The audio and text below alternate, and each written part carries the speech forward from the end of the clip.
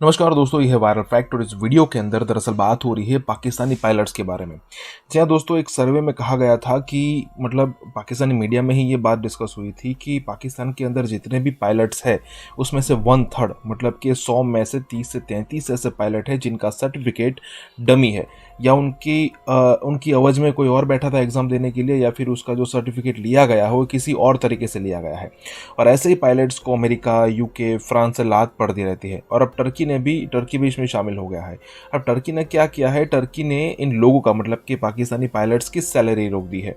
अब सैलरी के बिना कोई काम कैसे करेगा, और अब जब ऐसी सिचुएशन आती है, ऐसे लोगों की सिचुएशन आती है, तो पूरे के पूरे देश की जो इमेज होती है वो ख़राब होती है। अगर मान लीजिए कि कोई इंडिया का इंजीनियर कहीं पे फायर हो जाता है, उससे कोई फ़र्क नहीं पड़ता है, लेकिन मान लीजिए कि इंडिया का कई सारे पायलट्स को अगर फायर किया जाता है तो वो इंडिया की इमेज बहुत ख़राब करता है। तो दोस्तों देखते हैं वीडियो। एयरलाइंस और एमिरेट एयरलाइंस ने बड़े पैमाने पर पाकिस्तानी जो पायलट्स हैं उनकी तनख्वाहें रोकी हैं। क्लास साहब, ये क्या अंदरूनी कहानी है, क्यों, क्या वजह बनी है कि उनकी तनख्वाहें रोक दी गई हैं? ये पिछली कैबिनेट की मीटिंग हुई तो उसमें ये वर्जन आए हैं, वो जो उनकी एयरलाइन को इन्होंने यहाँ पे राइट्स देने थे। तो उस वक्त जब डिबेट हुआ, मेरे सोर्सेज जो मुझे बता रहे हैं कि उसमें एक वजीर साहब ने बड़ा एक पर्टिनेंट क्वेश्चन रेज किया, या एक्सक्लूसिव जो स्टोरी को शेयर कर रहे हैं। उन्होंने कहा, जनाब हमने यहाँ पे बम छोड़ा था पाकिस्तान में, पायलट्स का हमने बताया था इनकी डिग्री, इनकी मशकूक हैं, और बगैर हमने वेरिफिकेशन कराया, हमने बगैर इसकी इम्प्लीकेशन देखे। तो उन्होंने कहा जनाब उस स्कैंडल ने जो हमारे वफाकी वजीर साहब जो हैं, ये गुलाम सरवर खान साहब एविएशन के, उन्होंने बम फोड़ा था। और बाद में उन्होंने कहा था वजीर साहब ने कि ये बम मैंने इमरान खान साहब से पूछ के फोड़ा था, मेरे पे ना डालें, जरा खान साहब का भी जरा परफॉर्मेंस देख लें। वो ये था, वो कैबिनेट में बताया गया है कि टर्किश एयरलाइन ने जितने भी उनके पास पाकिस्तानी पायलट्स काम कर रहे हैं उन तमाम की तनख्वाहें उन्होंने रोक ली हैं। ये बिल्कुल लेटेस्ट आपके साथ स्टोरी हम ये ब्रेक कर रहे हैं कि टर्किश एयरलाइन ने पाकिस्तानी पायलट जो उनके यहाँ काम कर रहे हैं उनकी तनख्वाहें रोक ली हैं। ये कहा है कि आपके क्योंकि लाइसेंसेस जो हैं आपकी हुकूमत कह रही है कि जैली हैं, ये फेक हैं, ये आपने रिन्यू नहीं करवाए, वट एक चीज। तो उस पर अनपेड लीव पे घर भेज दिया गया है। तो एक अलहदा तनख्वाहें भी नहीं दी उनको सर, वो भी नहीं दी।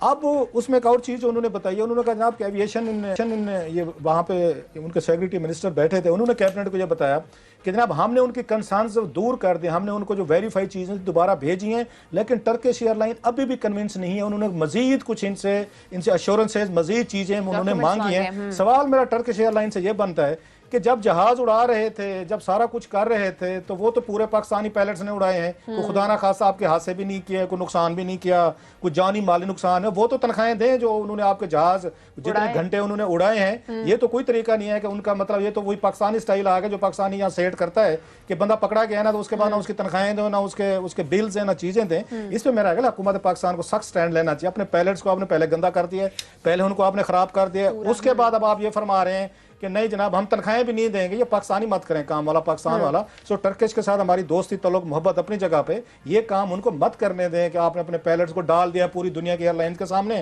कि जो जिसका चाहे, ये बेचारे यतीम हैं, लवारिस हैं, ना इनका कोई आगे है ना पीछे है, क्योंकि हमने डिसून कर दिए।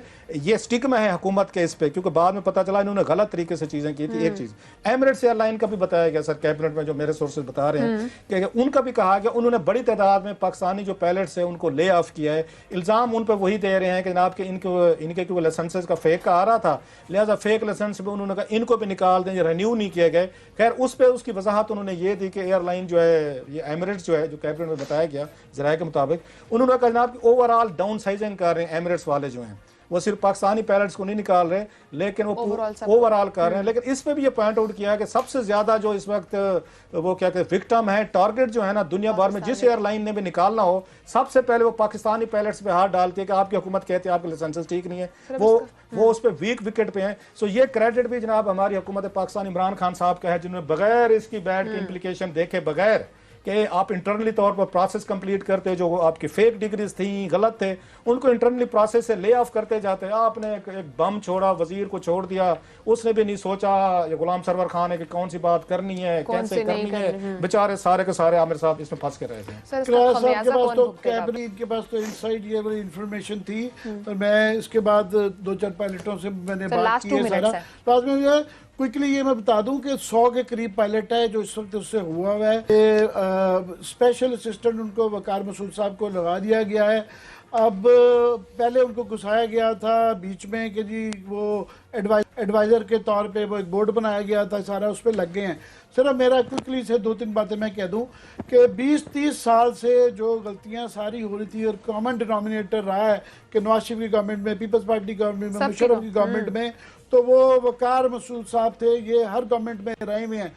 और जो ये रोना रोते रहते हैं पीटीआई वाले और इमरान खान साहब कि जनाब ये पिछले 20-30 साल में लूट के खा गए और ये पॉलिसीज गलत थी, ये गलत था, वो गलत था, तो जो आदमी सबसे ज़्यादा रिस्पॉन्सिबल था उन तमाम गलतियों को उनको आपने स्पेशल असिस्टेंट बना लिया है सारा।